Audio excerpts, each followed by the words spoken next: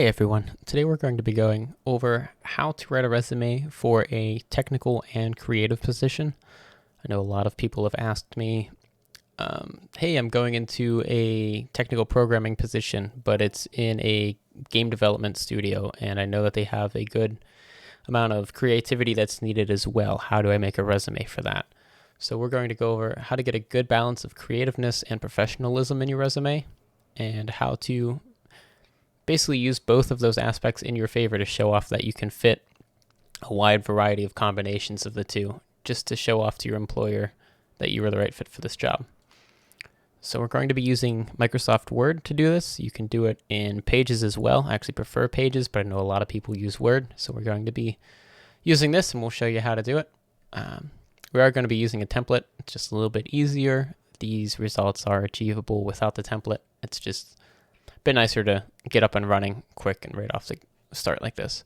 So we're going to do it opens up to this home page. You can either click new over here on the left or more templates here. It'll take you to the new page, and you can search for resume or click resumes and cover letters. If you search resume, it sorts out some of the cover letter items, so it makes it a little bit easier and more narrowed towards a resume itself and not the cover letter. Now, for this type of position, there is one thing that you really do want to look for in these templates, and it's these little skill highlight categories. They kind of show a visualization of your skills and the quality of those skills. So we'll just pick this modern initials resume. And you can see here on the left, it has the skills category and an actual visual representation of your skills. So you'll type in your skill name, say C++, or even just coding, and then put in parentheses C++, C#, Java, whatever it is. And so what this will do is it will ping the automatic like AI bots that'll read through this for bigger companies as having those buzzwords that they're looking for, and it'll verify it as a good resume and send it on to an actual person. And then once it gets to that person, they can scan through real quick and see exactly what you have to offer to them. And that is huge for a lot of hiring managers. They don't want to read through to try to find out what you can do. If they see something like this, their eyes are immediately going to snap over to that. So make sure you highlight your best skills, and make sure you also put in some of your lesser skills here that you're still working on. So for myself personally, that was JavaScript when I first got my job as a software engineer. I put it in here. I think I put like a 2 out of 5 or something, because I did dots. I did 5 dots. And the hiring manager actually said that was good of me to do, because it gave him an idea that I do have some skills there and I'm working on them, and I have a lot of room to grow as well, which gave him some promise. So if it's not a key skill that they're looking for, but a nice skill, like a nice to have type skill, definitely include it and put it like 2 out of 10, 3 out of 10, whatever. But also make sure to counterbalance that with at least 2 high skills, 7 or above. And also make sure that that low skill isn't one of the primary skills they're asking for. So if you're applying at a if you're applying to be an audio engineer and you need to have, let's say, general music theory understanding, you don't want to put music theory as a 2 if that's one of the main skills of the position. Now, that aside, there are some other very important aspects of a resume. The next biggest thing is going to be your first paragraph. I mean, once they snap here, they're going to go back to start reading your resume, and that first paragraph is going to decide if they're going to read the rest of it or not. To do that, instead of doing an about me that goes into a bio, like background of you and your dog and your family and everything else about you, what you want to do is you want to do 3 highlights from your resume here. So your biggest quantifiable, I guess that's the best word for it, basically biggest achievement that can be shown by numbers. You want to have that up here. You want to have that as like your first or second sentence. So say you were working at McDonald's and you implemented a new sales strategy, or even a new local advertising campaign that brought in an extra $2,000 for a given month or something like that. Definitely put that in here and showcase those achievements, because those are the things that hiring managers want to see. They want to see that you have given back to a company in a large manner and given them some sort of gain. The next sentence or two should be kind of a quick summary of the rest of it. So say your highest education level. So say mine is a bachelor's in game programming and development. If you have a master's, make sure you put that. Whatever your highest level of education is and whatever field that is in, make sure to put that along with any side focuses. So if you have a master's in theater with a minor in art or something like that, make sure to put all of that up top. But just the most recent. Don't put every single detail of that because you have an education category for a reason. You'll highlight that all later. Then your third sentence, maybe some individual skill that is unique to you, that is useful to the company and can help you mesh in with a team well. So whether it's your like public speaking skills, a specific hobby, something like that, something extra that other applicants aren't going to have on their resume, something to kind of set you apart from them, is very important for the manager to think, oh, I really want to read on and find out, is this guy a good fit? Because I kind of want this guy on my team now that X, Y, or Z, whatever. Off to the contact section. I definitely would not recommend putting Skype in. LinkedIn is good. You definitely want to have your LinkedIn attached here.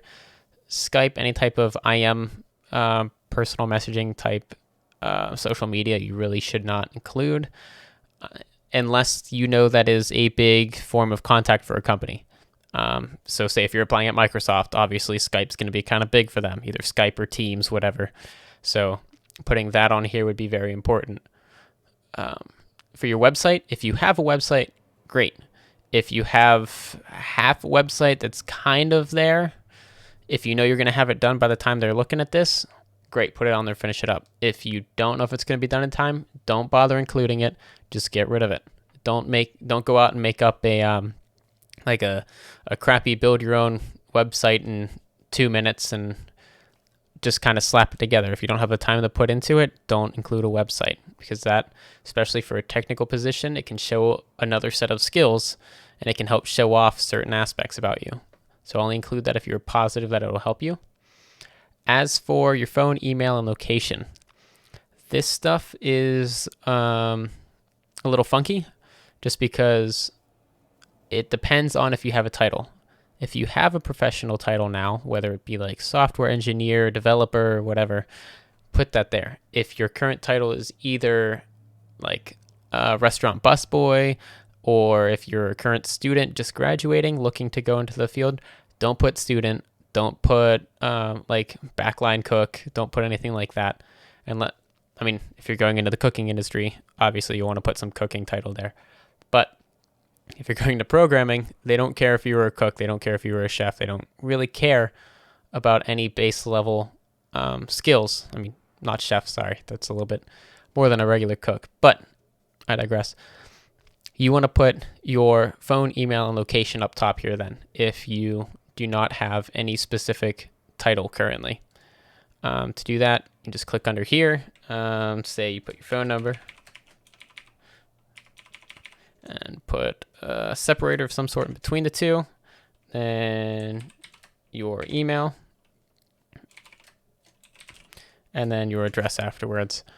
And to format this properly, I would not use any type of subheading like that. If it is all spaced out, you can use different types of heading fonts, layouts, things like that. Just kind of take your pick. That being said, make sure it looks professional. You do not want your numbers, if you saw before, let me go back, the numbers are kind of all over the place. The ones are straight because it's all the same number, but you can see the 3 drops down and things like that. You want to put it into a more professional looking font where all the numbers are straight across. There's no sort of vertical variation between them. I know it's supposed to be a creative resume, but that definitely looks very unprofessional when you do that. But once you do that, you can remove all 3 of these categories from the side: location, email, phone. And then say you just have your LinkedIn and a website or something, put that in the footer. Then you have all this free space where you can move your skills up, your education up, or put you have extra space to put something there. You want to put as much as you can into this resume without over cluttering it and making it hard to read. So you could put, so you have your job experience, your education. You could put references here. If you have current job references, references from professors at your university, things like that. But make sure your references are a diverse group. You don't want to have all professors. You don't want to have all family friends. You don't want to have everyone from one company. You want to have a good spread of people to put in your references to kind of show off the amount of people that you've been in touch with and who know you from different industries.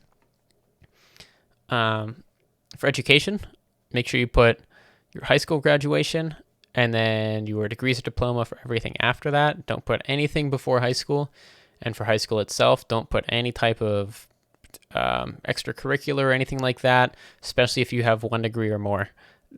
Employers are not going to care about that. They're not going to care if you were in the Glee Club or if you were president of this club or that club. That might be something to show off at your interview. If you get to that point, if they ask you any leadership experience previously and that's your most leadership experience, you can bring that up. But don't choose to highlight that in your resume.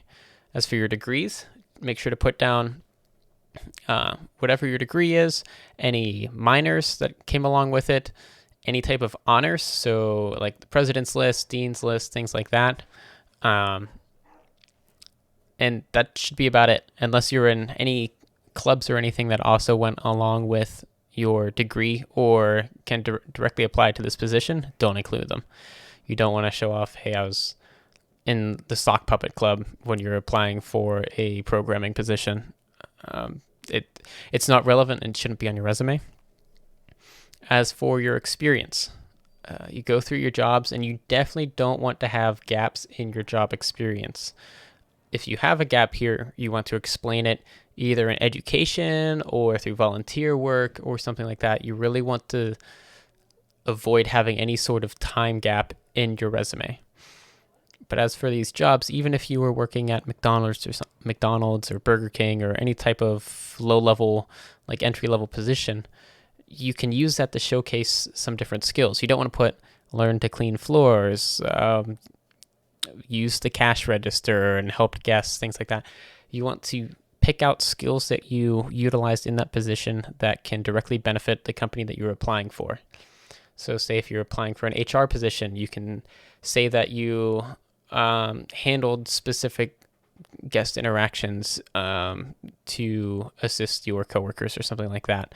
If you were applying for a finance position, you can put in something about managing the money or maybe doing a different type of sales pitch or something to the local community to increase sales to X amount of dollars every month or something like that.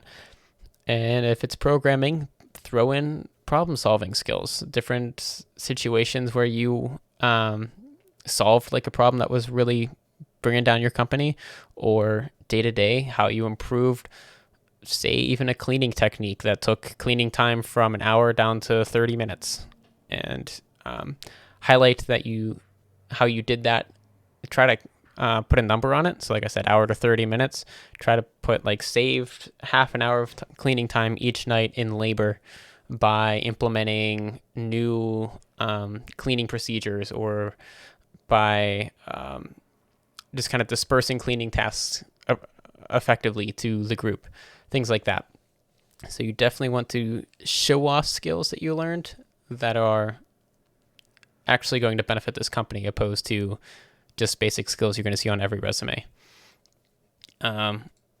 Really, the last thing here is just to make sure you change the colors around a bit, just because there's probably going to be 20 other people with the same resume template. I mean, it is a Word resume template. Other people have access to it.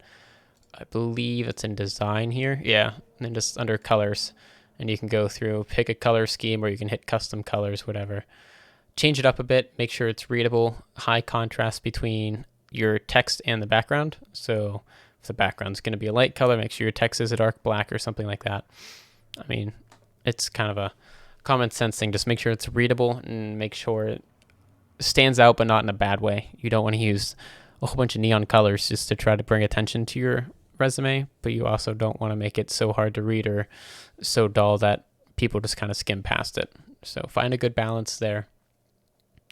But I think that covers just about all the bases. If you guys have any questions, feel free to leave them in the comments below, and I can either answer there or I can make up a part 2 to this if it's needed. But I hope this helps you guys out.